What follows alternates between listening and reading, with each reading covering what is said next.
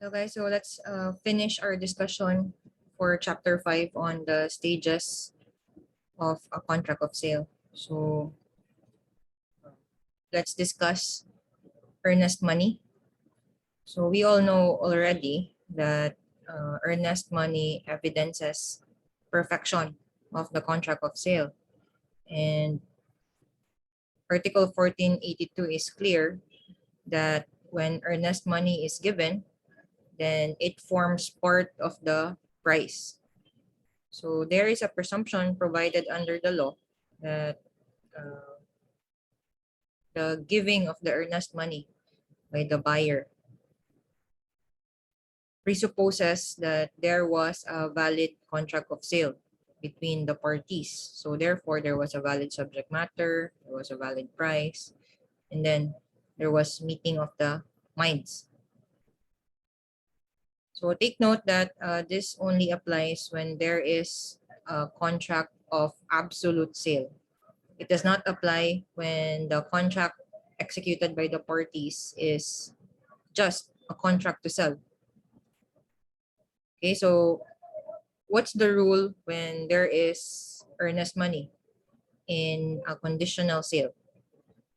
So the receipt of the seller of the earnest money in this kind of sale will mean that there is conditional consummation or part execution of the contract subject to the fulfillment or the happening of the condition. So if there is non-fulfillment of that condition, then what will happen is that there is a resolution of the contract. It becomes a negative resolutory condition.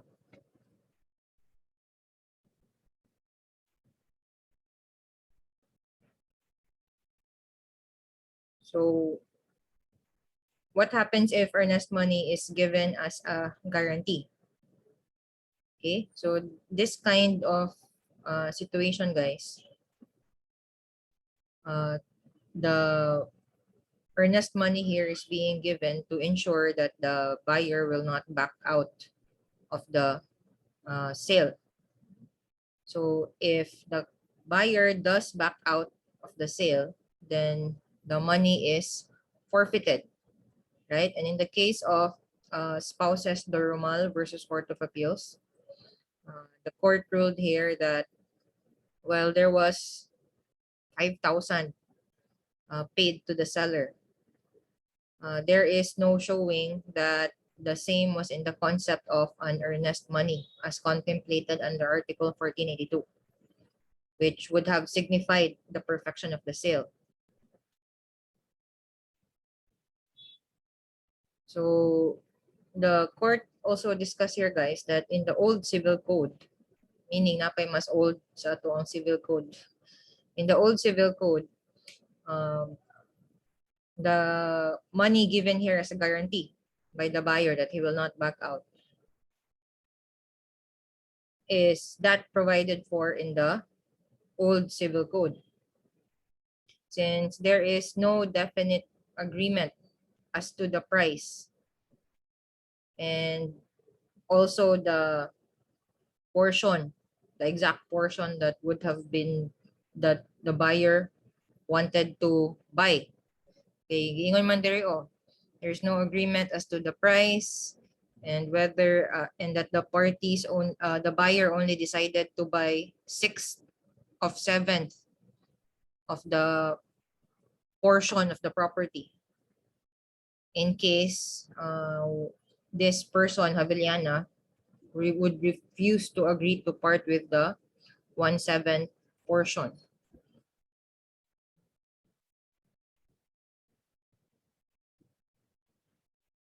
So is it possible then that the parties did indeed agree to put up earnest money and there was perfection of the contract? But can the parties also stipulate na kung mo-back out to siya, si buyer, kay ma-forfeit ang earnest money?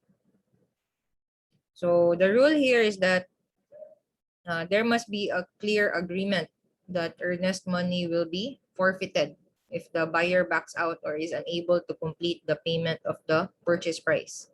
So in the absence of a specific stipulation, then the rule is that the seller cannot keep the earnest money received, okay, even if the seller sustained damages in the event that the sale will not push through because of the fault of the prospective buyer. So earnest money could not be forfeited when the buyer fails to pay the price. So what happens to this earnest money then? So if the contract is rescinded, then we all know that what will result is mutual restitution. So return ang earnest money to the buyer. Okay, but the seller can claim for damages, right? So pwede ma-offset lang ni between the parties. Right? So general rule, earnest money will not be forfeited in the absence of a specific stipulation.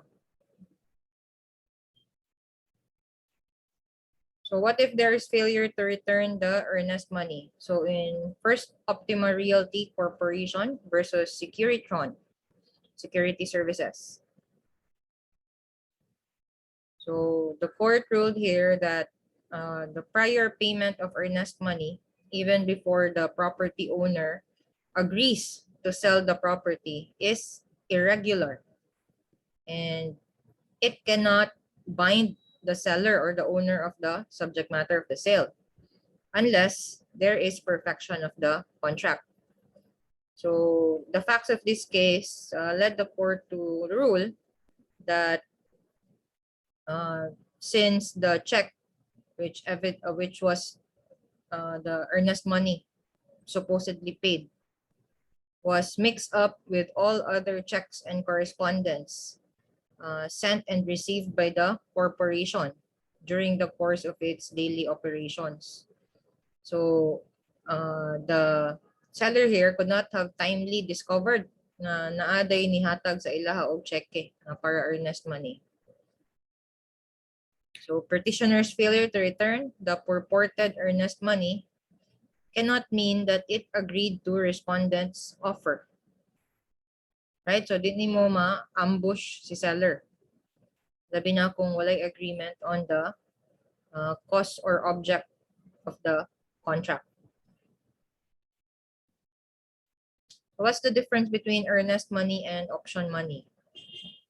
So earnest money is part of the purchase price, while option money is a distinct consideration for an option contract and not for the contract of sale itself. So earnest money is given only when there is already a sale.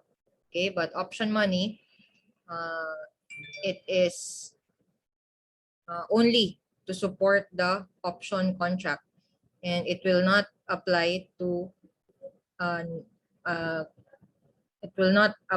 the sale yet because the parties are yet to agree to the contract of sale. In earnest money, the buyer is bound to pay the balance. Okay, but in an option contract, the buyer is not required to buy. Okay, and can even forfeit depending on the terms of the option. And earnest money must be returned when the sale is rescinded. But sa option money, no need for the optioner to return that option contract as long as observe niya ang option period. Gi-grant niya ang option period to the optionee.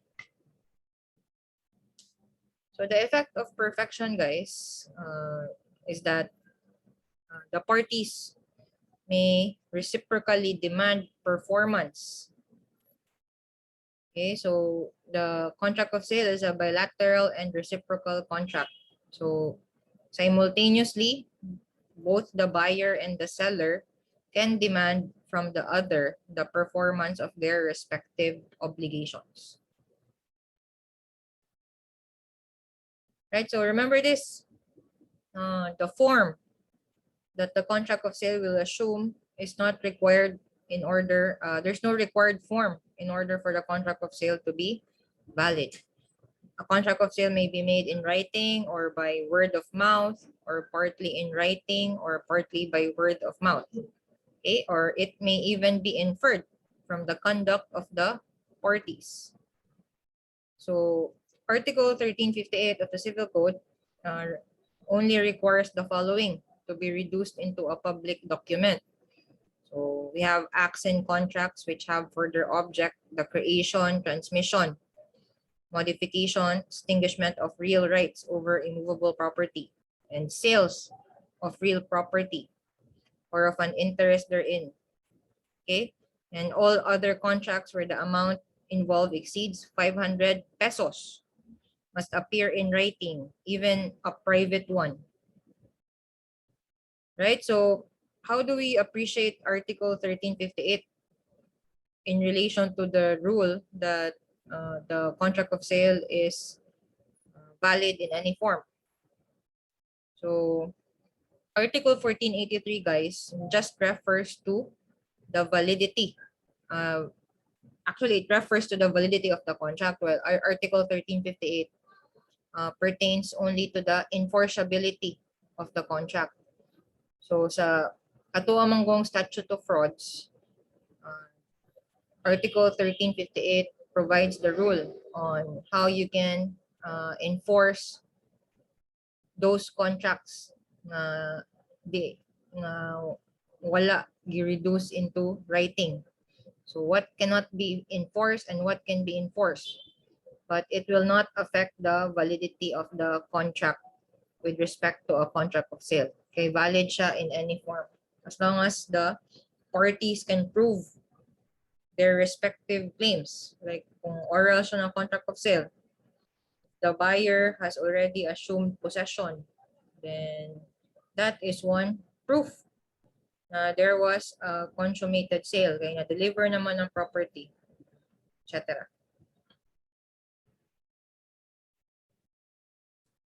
So remember this, that when a contract does not comply with the prescribed form under the statute of frauds, then the contract is unenforceable only. Okay, but it does not mean that that rule will apply to a contract of sale. With respect to its validity lang ha. So there's a difference between validity and enforceability. So review on the statute of frauds. The sale of the following must be in some note or memorandum in writing. So a sale agreement by which by its term is not to be performed within a year from the making thereof.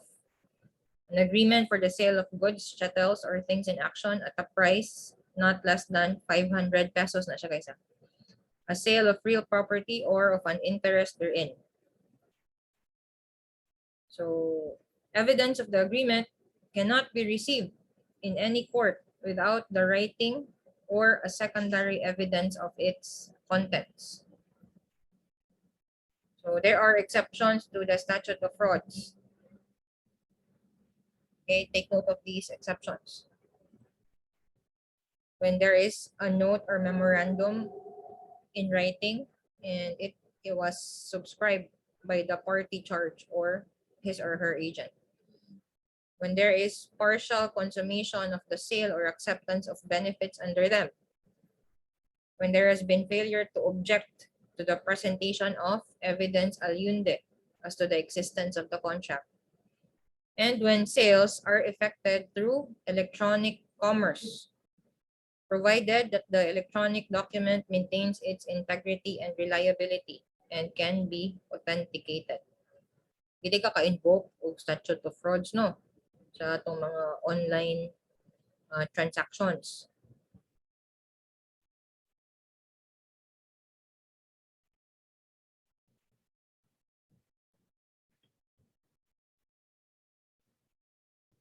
So what's the status of contracts of sale that infringes on the statute of frauds? So remember, it is still valid. And the remedy in this situation is found in Article 1406 in relation to Article 1357. The parties may avail themselves of the right and remedy to compel the other party to observe the required form And such remedy may be exercised simultaneously with the action upon the contract, okay, provided that the contract is already perfected. Right? But ang catch ani guys, third parties will not be bound even if there was partial execution of the contract of sale, especially if it is not embodied in a public instrument nor recorded in the registry of deeds. Okay, ang katong agreement ninyo not reduced into writing, it will bind only the parties, but third persons will not be prejudiced.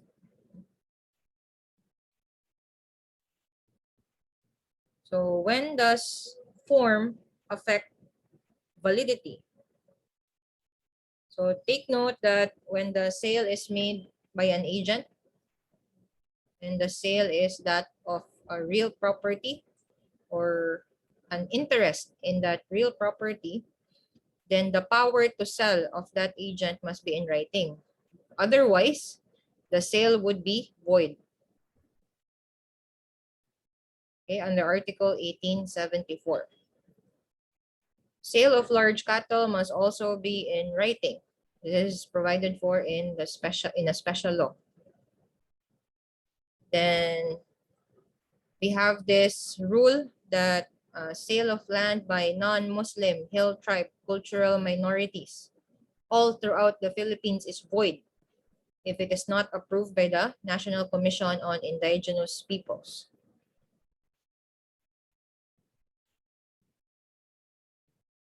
Okay, so remember that the execution of a deed of sale is only a symbolic or constructive delivery.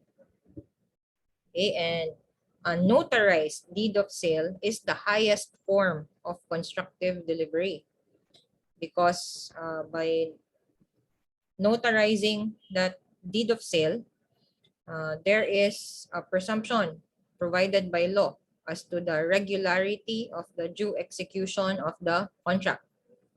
Okay, but that presumption is not, however, conclusive as to the contents or the terms and conditions or the proof of delivery of possession and the nature of the transaction, okay, or as to the true agreement of the parties. Right? So what's the exception to this rule? When in that deed of sale itself, which was executed into a public instrument by the parties, there is a stipulation to the contrary. Like for example, a certain date is fixed for the purchaser to take possession of the property subject of the conveyance. So clearly, that kind of stipulation means na wapad na deliver ang possession. And in case of sale by installments, it is stipulated that until the last installment is made, the title will remain with the seller. Right? When the seller reserves the right to use and enjoy the property until the gathering of pending crops, or when the seller has no control over the thing sold at the moment of the sale and therefore could not perform the obligation to deliver the property. So that will not produce the effect of delivery or tradition. It will not transmit ownership. So what are the consequences if there are defects in the notarization of the deed of sale? So the rule is that an invalid notarization does not affect the validity or the contents of the deed of sale. And that deed of sale merely becomes a private document, okay? And it remains valid as between the parties because sale, as we all know, is a consensual contract. So what's the rule? What's the consequence if the deed of sale is merely a private document? So the rules of court provides for the rules on how private documents will be proven as to its due execution and authenticity. So anyone who will use this private document must comply with Section 20, Rule 132 of the Rules of Court. So in Meneses versus Venturoso, the court here discussed that as a notarized deed of sale carries evidentiary weight with respect to their due execution, and they enjoy the presumption of regularity, which must be rebutted by clear, strong, and convincing evidence as to exclude all controversy as to its falsity. So a defective notarization will strip the document of its public character and reduce it to a private instrument. So the clear and convincing evidentiary standard normally attached to a duly notarized document is dispensed with, and the measure to test the validity of the document is preponderance of evidence. So mas lesser ang required ang evidentiary standard to attack a private document. Right, so that concludes our discussion for chapter 5. Okay, I'll upload another video for chapter 6.